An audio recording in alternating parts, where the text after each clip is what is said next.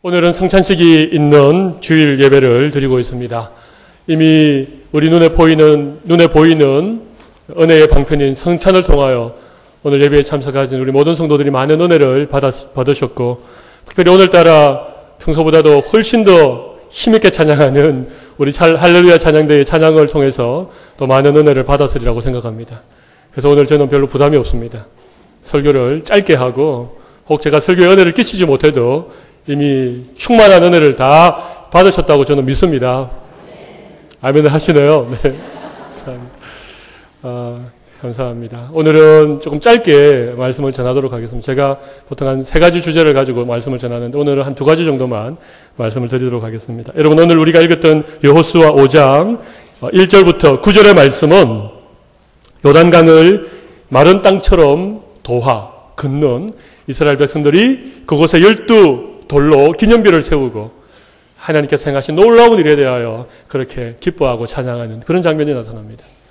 그런데 그 소식을 들은 가나안 사람들의 마음이 높고 정신이 잃어버리게 되어지는, 얼마나 깜짝 놀랐던지, 대체 이스라엘 백성들이 어떤 백성들이기에 그 요단을 마른 땅처럼 그렇게 건너왔다는 말이냐. 들어보니까 40년 전에도 홍해를 그렇게 건넜다는데 요단강 또 이렇게 건널 수가 있는가. 그런 얘기를 서로 하면서 그들의 마음이 녹았다. 여러분, 마음이 녹았다는 말은 그냥 너무너무 무서워서 그냥 간이 콩알만해졌다. 그런 얘기 아니겠습니까? 정신을 잃어버렸다. 정신줄을 놓았다는 것입니다. 뭘 어떻게 해야 될지 모르는 그런 상황이었습니다. 여러분, 얼마나 좋은 찬스입니까? 이런 것을 절호의 기회라고 얘기하지 않습니까? 이스라엘이 가나안을 점령할 수 있는, 그 견고한 여리고성을 한 번에 무너뜨릴 수 있는 정말 좋은 기회가 이스라엘에게 주어졌습니다. 여러분, 그런데 하나님께서 여호수아를 향하여서 돌격 앞으로 그렇게 명령하신 것이 아니라 그냥 그곳에 머물러서 할례를 행하라. 할례를 행하라. 그래서 여호수아가 한마디 대꾸도 하지 않고 그냥 부싯돌로 칼을 만들어서 그 이스라엘 백성들에게 할례를 행합니다. 여러분, 할례가 뭡니까? 할례는 쉽게 말하면 포경수술입니다. 남자의 생식기의 표피를 잘라내는. 그 정도 얘기하면 여러분 아시겠죠? 그게 할례입니다. 원래 할례는 태어난 지 8일 만에 할례를 받습니다. 그러니까 갓난둥이가 아픈 걸 어떻게 알겠습니까? 그냥 아무것도 모르는 사이에 할례를 행하는 건데, 지금 할례를 행하라고 하는 것은 다 남자 장정들에게 할례를 행하라고 하는 것입니다. 여러분, 할례를 행하면 그들이 며칠 동안 끙끙 앓습니다. 오늘처럼 마취 제가 발달한 것도 아니고 예리한 메스로 그렇게 정교한 수술을 하는 것도 아닌데 그냥 부싯돌로 칼 만들어서 그것으로 할례를 행하면 얼마나 아프고 통증이 심하고 거의 죽을 만큼 힘들겠습니까? 그러니까 사나흘은, 길면 일주일은 꼼짝없이 그냥 누워 있어야 됩니다. 오늘 보면 8절에 보면 이스라엘 백성들이 할례를 행하고 낫기를 기다렸다고 하지 않습니까? 그런 동안에는 무방비 상태입니다. 여러분, 바로 여리고성 코앞에서 그 길갈 평지에서 할례를 행하고 전부 다 널브러져 있는 그 이스라엘을 향하여서 혹 여리고 백성들이 그런 소식을 듣고 성문을 열고 칼과 창을 들고 그들을 급습하면 어떻게 되겠습니까? 하루아침에 죽은 목숨이나 징대가 없지 않겠습니까? 그런데 왜 하나님께서 이 좋은 찬스를, 이 좋은 절호의 기회를 돌격 앞으로 하지 않고 할례를 행하라고 하셨느냐? 여러분, 첫 번째 중요한 의미는 모든 전쟁의 승리는 누구에게 있음을 알게 하기 위하였음일까요? 하나님에게 있음을, 모든 승리는 하나님께 있음을 이스라엘 백성들로 하여금 알게 하기 위하여서 하나님께서 그 길갈 평지에서 할례를 행하라, 그렇게 얘기한 것입니다. 이해가 되십니까, 여러분? 요단을 어떻게 건넜지요? 그들의 힘으로 건넜습니까? 하나님의 법궤를 맨 제사장들의 발이 요단강가에 이렇게 들어서니까 물이 갈라지지 않았습니까? 여러분, 여리고성을 어떻게 무찔렀습니까? 어떻게 여리고성을 무너뜨렸습니까? 그냥 여리고성을 그냥 돌았습니다. 법궤를 앞세우고 하루에 한 바퀴씩, 마지막 7번째는 7바퀴를 돌았습니다. 도합 13바퀴를 돌았습니다. 그러니까 저절로 여리고성이 무너졌습니다. 무슨 얘기입니까? 전쟁이 너희들이 하는 것이 아니고 내가 한다. 하나님이 앞서 하시겠다는 그런 얘기 아니겠습니까? 여러분, 아이성을 공격했을 때 왜 이스라엘 백성들이 처절하게 패배했습니까? 한 사람의 범죄 때문에, 하나님의 말씀에 순종하지 않고 하나님의 말씀에 불순종한 그 한 사람의 죄악 때문에 그 큰 여리고성은 손도 안 대고 무너뜨렸는데 그 조그마한 아이성은 이름도 너무너무 잘 지었죠. 아이성이어서 조그마한 성입니다. 그런데 그 아이성에서는요, 300여 명이 전사하는 패배를 맛보았습니다. 여러분, 지금 왜 하나님께서 그 여리고 앞 길가 평지에서 할례를 행하라고 하는가? 첫 번째는 모든 전쟁의 승리는 하나님의 손에 달려있음을 다시 한번 이스라엘 백성들에게 확인시키는 일인 줄로 믿습니다. 두 번째 이유가 있습니다. 두 번째 이유는 오늘 본문 말씀 같이 한번 읽어보시죠. 7절 말씀을 보십시오.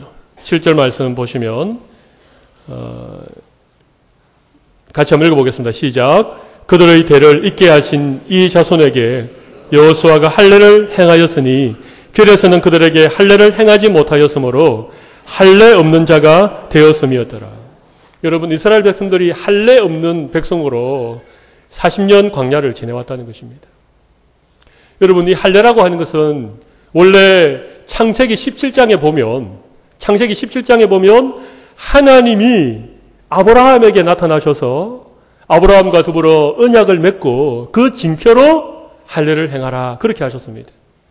혹시 자막이 준비되어져 있으면 창세기 17장 9절부터 11절 말씀, 우리 같이 한번 읽어보겠습니다. 시작. 하나님이 또 아브라함에게 이르시되 그런즉 너는 내 언약을 지키고 내 후손도 대대로 지키라.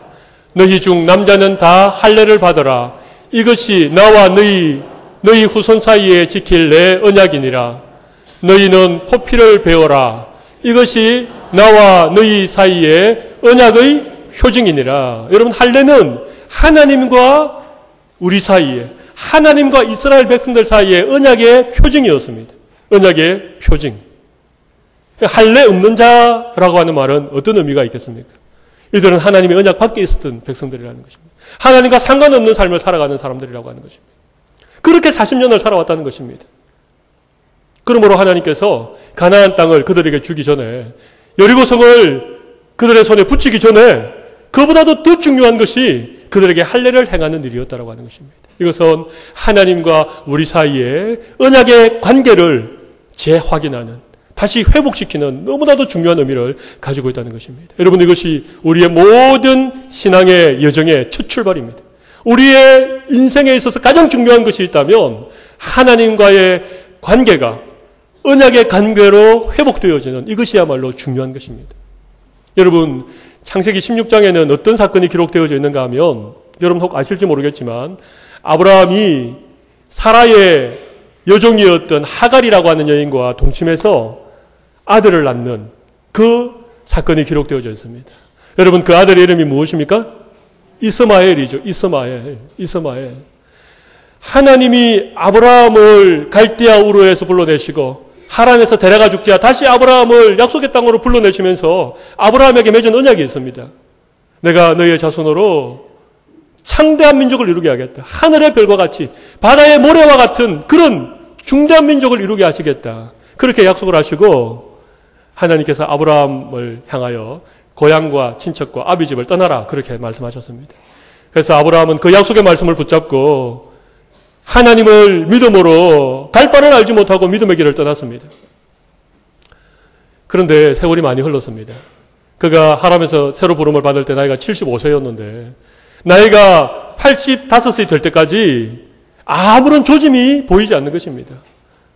아니, 내 후손이 하늘의 별처럼, 바다의 모래처럼 그런 건 둘째치고라도 자식이라도 한 명 있어야 자손을 보는데 그것도 없으니까 이 아브라함이 기다리다 지쳐서 사라의 몸종인 하갈을 취하여서 아들을 낳은 것이죠. 그것은 하나님께서 기뻐하시는 뜻이 아니었습니다. 그래서 하나님께서 86세의 이스마엘을 낳았는데 그로부터 장장 13년을 침묵하고 계셨습니다. 13년 동안을 침묵하고 계셨습니다. 그리고 17장이 시작되어졌는데 그의 나이 99세 때에 하나님이 다시 아브라함에게 오셨습니다. 여러분, 99세면요, 이건 소망이 없는 그런 나이 아닙니까? 그럴 때 아브라함에게 다시 아브라함이라고 하는 이름을 주시고 사라에게 사라라고 하는 이름을 새로 주시면서 하나님께서 약속을 맺었습니다. 명년 이맘때, 내년 이맘때에 사라에게서 생명을 주시겠다. 아들을 주시겠다. 그렇게 약속하시고는 아브라함과 더불어 이 언약을 맺고 그 표징으로 할례를 행하게 했다는 것입니다. 여러분, 이 할례라고 하는 것은 남자의 생식기에 포피를 자르는 것 아닙니까? 아들을 주시겠다라고 했는데 아브라함에게 할례를 행하였다. 굉장히 아이러니한 얘기 아닙니까? 그렇지 않습니까? 이 말은 무슨 말입니까? 남자의 능력으로, 너의 능력으로 아브라함의 너의 어떤 인간적인 힘으로 아들을 낳는 것이 아니다. 내가 주겠다. 약속의 아들로 주겠다. 그렇게 태어난 아들이 이삭입니다. 백세에 낳은 아들 이삭 아시죠? 이삭은 아브라함이 낳은 아들이 아닙니다. 하나님의 약속의 아들입니다. 그래서 아브라함은 이삭에 대한 그 하나님의 분명한 뜻을 알고 있었습니다. 이 아들이 내 아들이 아니고 이 아들은 정말 하나님의 은혜를 주신 아들이고 언약의 아들이라는 것을 알고 있었습니다. 그래서 나중에 하나님이 이삭을 번제로 드리라고 그렇게 얘기하시잖아요. 내 아들, 내 사랑하는 독자 이삭을 내가 지시한 땅으로 가서 거기에서 번제로 드려라. 그 얘기를 들었는데 아브라함이 순종할 수 있었던 이유가 뭡니까? 다른 이유가 아닙니다.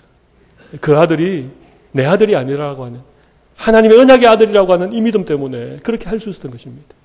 여러분, 오늘 요단을 건너 이 여리고 앞 길갈 평지에 머물러 있는 이 이스라엘 백성들에게 할례를 행하라라고 하신 하나님의 그 말씀에 담겨 있는 중요한 의미가 뭡니까? 하나님과 우리와의 그 하나님의 언약을 다시 한번 우리로 하여금 기억하라고 하는 것입니다. 그것이 할례가 가지는 의미입니다. 여러분, 우리는 하나님의 언약의 백성인 줄로 믿습니다. 하나님의 약속의 백성인 줄로 우리는 믿습니다. 하나님이 우리를 억만지하 가운데서 구원하여 주셨고 예수 그리스도가 우리의 죄를 대신하여 십자가에 죽으심으로 우리는 구원받고 영원한 생명을 가진 하나님의 백성들임을 믿습니다. 여러분, 이것이 하나님께서 우리에게 주신 약속이고 우리의 정체성이고 내가 누구인가 그것을 알 수 있는 분명한 말씀인 것입니다. 그래서 우리는 예수 믿으면 어떻게 합니까? 예수 믿으면 할례를 받지요. 우리의 몸에 할례를 받는 것은 아닙니다만은 우리는 세례라고 하는 그런 예식을 통하여서 우리가 정말 하나님의 자녀가 되었다. 언약의 백성이 되었다. 세상으로부터 구별되어진 하나님의 백성이 되었다라고 하는 것을 우리는 확인하게 되어집니다. 원래 세례는 사실은 침례를 행하였지요. 침례는 이렇게 완전히 사람의 몸을 물속으로 푹 잠궜다가 다시 일으켜서 주는 것이 침례입니다. 근데 이제 여건이 침례를 받을 여건이 되지 않기 때문에 이제 개혁교회에서는 이렇게 세례를 베풀게 되어지는데 여러분, 세례의 의미도 사실은 그런 의미입니다. 물로 죄를 씻는다라고 하는 그런 부분적인 의미도 있지만 그보다 훨씬 중요한 것은 우리가 죽었다가 다시 거듭난다, 그런 의미를 가지고 있습니다. 여러분, 홍해를 건너온 것을 사도 바울이 고린도전서 10장에서 세례를 받았다 그렇게 얘기했거든요. 세례라고 하는 것은 무엇인가 하면 물속에 우리의 옛사람이 잠겨서 죽고 우리가 다시 새 사람으로 거듭난다, 그런 의미를 담고 세례를 베푸는 것입니다. 물론 우리가 예수 그리스도를 믿을 때에 성령으로 세례받지만 우리의 믿음을 하나님과 모든 성도들 앞에 공적으로 고백하고 우리가 물로 세례를 받을 때에 그런 의미가 있는 것입니다. 구약의 백성들은 할례를 받았지만 신약의 성도들은 물과 성령으로 거듭남의 세례를 받게 되는 것입니다. 여러분, 이 자리에 세례 받으신 분 많이 계시죠? 오늘 성찬에 참여하신 분들 많이 계시죠? 여러분, 오늘 세례 받고 성찬에 참여했다는 것은 내가 누구인가? 그것을 다시 한번 하나님께서 우리에게 말씀해 주시는 중요한 의미를 담고 있다는 사실을 여러분 꼭 기억하시기를 바랍니다. 우리는 죽은 자들입니다. 우리의 힘으로 살 수 없는 자들입니다. 우리의 정과 욕심을 십자가에 못 박았고 우리의 옛자를 주님의 십자가 아래 내려놓은 자들입니다. 우리는 자기를 부인하고 날마다 자기 십자가를 지고 주님을 따라가야 되는 자들이라고 주님이 오늘 다시 우리에게 말씀해 주는 것입니다. 그것이 길갈에서 행한 할례의 중요한 의미를 담고 있는 것입니다. 우리는 다 할례 받은 백성입니다. 여러분, 혹시 할례 없는 자이십니까? 할례 없는 자라는 말은 하나님과 아무런 관계가 없는 하나님의 언약 밖에 있는 이방인이고 외인이고 심판받을 자라는 얘기입니다. 여러분들이 정말 세례를 받으셨다면, 여러분이 정말 하나님의 백성이라면 우리가 받은 그 세례가 의미하는 것을 다시 한번 우리가 확인할 수 있기를 바랍니다. 우리를 죽이는 것입니다. 우리의 정과 욕심을 십자가에 못 박는 것입니다. 우리의 옛자를 주님의 십자가 아래 내려놓는 것이 세례의 의미입니다. 그런데 잘 안 되시죠? 분명히 세례를 받았고 날마다 자기를 부인하고 십자가 지고 주님 따르겠습니다. 그렇게 믿음으로 고백하지만 우리가 기도할 때나 예배 드릴 때에는 그런 마음이 들다가도 여러분 바깥으로 나가시면 어떻습니까? 여러분의 그 어떤 그 옛자아가 뻘떡뻘떡 살아나죠. 예? 막 화가 나고 분을 참지 못하고 옷장을 확 벗으면서 나도 한성격한다 이렇게 얘기하시는 분들이 계시죠? 여러분은 아니실지 모르지만 네, 예전에 제 모습이 그랬습니다. 운전대만 잡으면 갑자기 십자가에 못 박았던 내 정과 욕심이 새록새록 살아나시죠. 그게 아니라고 하는 것입니다. 오늘 이스라엘 백성들에게 할례를 행하라고 하시는 이 하나님께서 오늘 예배하는 우리들에게 주시는 말씀이 뭡니까? 이미 우리는 우리의 정과 욕심, 우리의 옛자를 십자가에 못 박은 세례 받은 자들이다. 그렇게 말씀하시는 것입니다. 우리가 먹고 마실 음료는 세상에 있는 떡과 포도주가 아니라 주님의 몸과 피를 기념하는 거룩한 떡과 포도주를 먹고 살아가는 그런 영적인 존재다. 이것을 우리에게 하나님이 말씀해 주시는 것입니다. 오늘 이 말씀의 의미를 우리의 가슴 속에 다시 한번 되새기시기를 바랍니다. 십자가에서 우리는 죽어야 됩니다. 그죠? 자기를 부인하고 날마다 십자가를 지고 주님을 따라가야 되는데 많은 성도들이 십자가에서 죽지는 않고 기절만 하고 계시다가 누가 좀 깔짝거리면 그죠? 한두 번 좀 참다가 조금 더 깔짝거리면 그냥 눈 번쩍 뜨고 십자가 밑으로 뚜벅뚜벅 걸어 내려와가지고 한번 해볼래? 나 아직 안 죽었어. 너가 내 성격 잘못 건드렸어. 여러분 이렇게 얘기하잖아요. 여러분 그게 아닙니다. 오늘 혹시나 신앙생활 오래 하시고 교회 직분을 맡아 계시고 앞서서 숨기는 분들 가운데도 나 아직 성질 안 죽어서 그렇게 하는 분들 계시면 오늘 길갈에서 할례를 행하셨던 그 하나님의 할례를 여러분의 마음에 다시 한번 받으실 수 있기를 바랍니다. 오늘 거룩한 성찬에 참여하신 여러분들 다시 한번 주님의 보혈이 여러분의 머리끝부터 발끝까지 씻어 정하게 하시고 아직까지 죽지 않는 우리의 이 옛사람이 오늘 죽어지는 놀라운 주님의 은혜를 여러분 모두에게 주시기를 바랍니다. 혹시 여러분들 가운데 여전히 세상 속에서 갈등하고 죄와 더불어 싸우고 내 속에 있는 또 다른 어떤 그런 죄된 자아 때문에 괴로워하고 계신 분 계십니까? 오늘 잘 오셨습니다. 오늘 이 성찬에 참여함으로 하나님께서 특별한 은혜를 여러분들에게 주시기를 바랍니다. 보혈의 능력이 사랑하는 주의 백성들의 심령에 흘러내려서 하나님의 놀라운 치유를 경험하는 귀한 은혜가 우리 모든 성도들에게 넘치기를 바랍니다. 우리 다 같이 가슴에 손을 올리고 기도하겠습니다. 오늘 성찬을 다시 한번 기억하면서 또 우리가 받은 세례를 생각하면서 우리의 몸에 할례를 받았다면 우리의 영혼의 세례를 통하여서 우리가 거듭나고 주의 백성 되게 하여 주시옵소서. 통성으로 한번 기도하며 나아가도록 하겠습니다. 같이 기도하겠습니다.